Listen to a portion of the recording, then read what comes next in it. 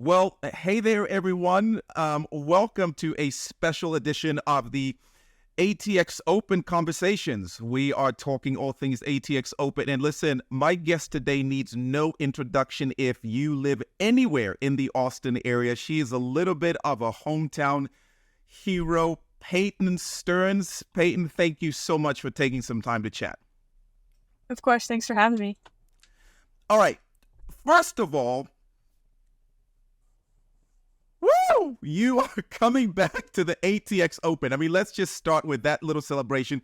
Austin is losing its mind knowing that you are coming back home. And honestly, when it's all said and done, there should be a street named after you in light of some of the history that you've delivered to the city. And honestly, it's for good reason. I mean, the first ever to win a national college NCAA singles title, leading the Longhorns to a second consecutive national team title.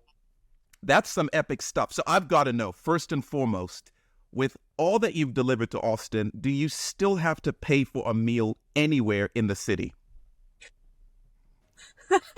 I do. Some places I wish I didn't have to, but I do. Great. I'm making a note of that. We're going to work on that. We'll make a public announcement too. We'll make it a mandatory city law. But really, Austin holds so much beautiful history for you. I mean, just the last time you were there in an official capacity, you picked up the Honda Sports Award, Best Female Tennis Player in the College Verse. Then there's the ATX Open. Like, you won your first Hologic WTA main draw match. You reached your first quarterfinal. It has to be pretty special, like coming back, not just home, but to a place that holds some pretty special memories. Yeah, no, I'm stoked to come back, going to college there as well. I remember playing last year in a match. I think it went to about midnight or 1 a.m. And there were still people there, still going hard, like cheering me on. And it was almost like a college atmosphere. And I just can't wait to get myself back into that, because you don't get that in a lot of these tournaments. But it's a college town, and people come out and they show their support, especially for the Longhorns.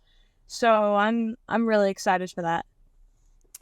Man, it's been a fast rise for you. Coming from college onto the tour, and I'm thinking specifically about 2023. What a season that was for you. I'm actually curious to know, like, of the many accomplishments that you had last year, which one carries the most weight? You reached the third round at Roland Garros, beating Ostapenko along the way. I mean, fourth round at the U.S. Open.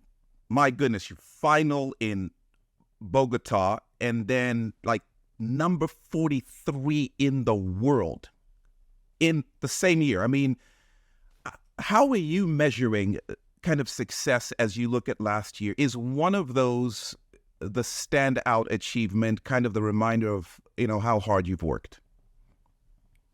Yeah, I mean, out of all of those, I would say probably the U.S. Open, because it's a Grand Slam. It's one of the biggest events there is, but also it's in the U.S., it's completely different than making the fourth round, maybe at the French Open or Aussie Open. You're playing on home turf. The fans are really cheering you on, because you're from the same nation, So I would say that was probably. And man, I still remember, I was sitting courtside watching that match, and man, Vondrousova, it was one of those reminders, like, you can play with anybody and everybody. I'm going to actually mention this semi off the record. I don't think I realized how many times you've played Daria Kasatkina, but it's been this beautiful measure of, like, the first match, the score, second match to see the improvement, and then the last time you faced her in Australia, a 3-setter. And it's just this beautiful picture of, like, oh, I'm here and I'm coming, which was pretty cool.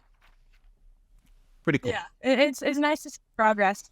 It stinks to keep playing the same player, and but yep. But it is nice to see the progress. Yeah.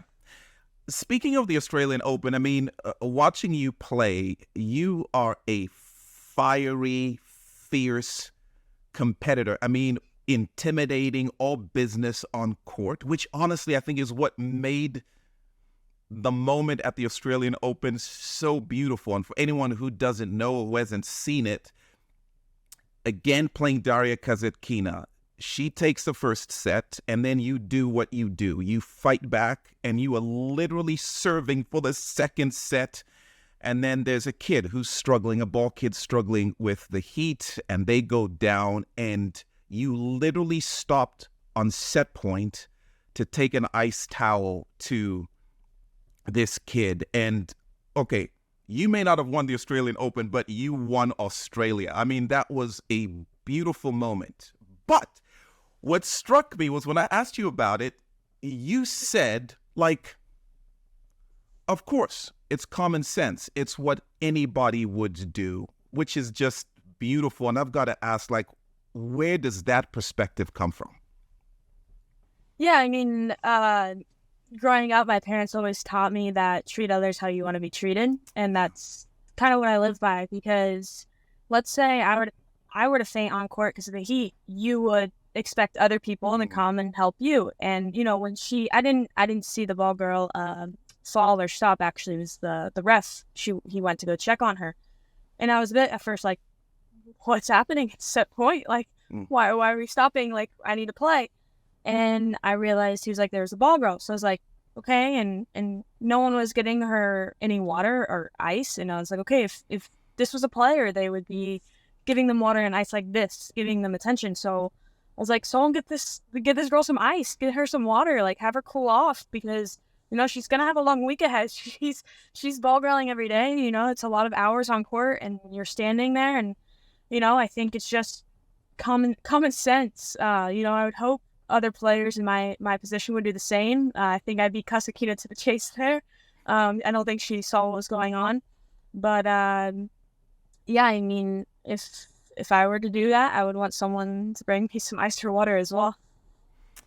Man, beautiful inside and out, and such an amazing reminder that it's bigger than tennis. And goodness sakes, I mean, I was misty-eyed watching that all the way back here in the States.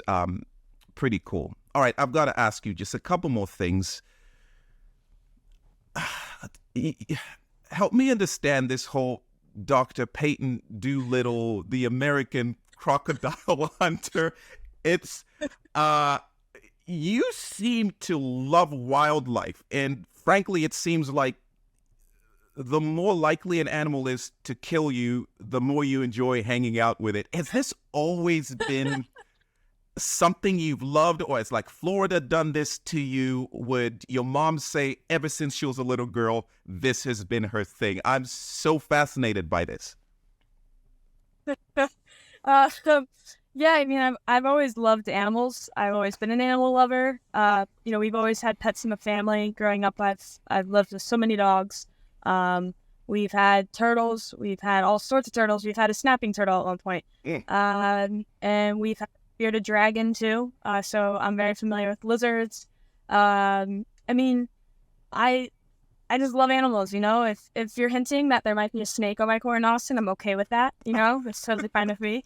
You know, maybe we go to the zoo. That's great by me. Some behind the scenes, but yeah, I mean, I love it. And after my match with Kasatkina, they had they brought in animals for the Aussie Open, and I remember like I didn't even change.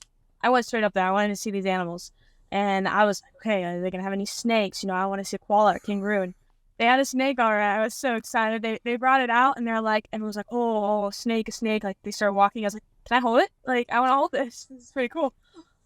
Oh my word, that is just blows my mind. But if for some reason there is a snake in Austin, I'm hiding behind you. That's not even a question. But okay, 2 years at the University of Texas.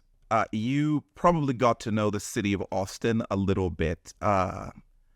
If you got to play tour guide to all the fans at the ATX Open and you took us to some of Peyton Stearns' favorite spots, where would we go? Like, what would we do? Like, would it be the zoo? Would it be the mall? Would it be like, let's go eat some food? Let's go hiking? Where would you take us? For food, I mean, there are so many good restaurants in Austin. You just can't go wrong. Downtown, outside of the city, I mean, barbecue, there's Terry Black's. You can't go wrong. You have to get there quite early to get in. You know, I love Cabo Bob's. Being a college student, you want something quick and accessible. They have the best burrito wraps ever. They have a cilantro lime wrap. It's my favorite. And then, you know, if you want a little sweet tooth, you got to go to Amy's Ice Cream. It's Austin's take on Cold Stone. It's very good. You know, on my weekends, I'd always go to Zilker Park. You could do anything and everything. There's, you know, at the lake, there's water. You can go on canoes. You can paddleboard. You can just go lay out. You can go for a bike. I mean, it's an amazing city, and you can't go wrong with anything you do there. Amazing. Spokesperson for the city of Austin. Peyton, thank you so much for taking some time. Again, the collective excitement in Austin was pretty ramped up when everyone found that you're coming back. Cannot wait to have you back home. Thank you for being so amazing and taking some time to have this chat. We'll see you soon for sure. Thanks. I can't wait.